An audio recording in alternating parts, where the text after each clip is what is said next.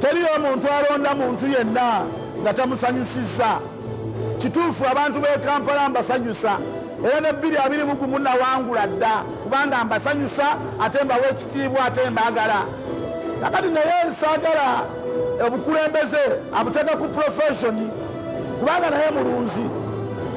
Musajja tumumanyi bulungi nnyo, mulunzi alunda ente, mukami wa mata, ente zalina zalabamu essuubi. Mulaalo, President Museveni mulaalo. Naye twagala buga nti obulaalo bumulemesezza obwa president. Zino profession ziba profession naye ng'omuntu abaala n'ekitone ekyokwagala n'aba ne feva ya Mukama Katonda okufuga abantu ebbanga eriwerako. N'olwekyo President Museveni nze simunenya ku kyeyogedde ekyo ti Kato Lubwama mulonda abantu abatategeereka nga Kato Lubwama ne mugamba nti mumulonze lwakubasanyusa era abantu b'e Kampala. Politics w'e Kampala President Museveni twamumugobamu.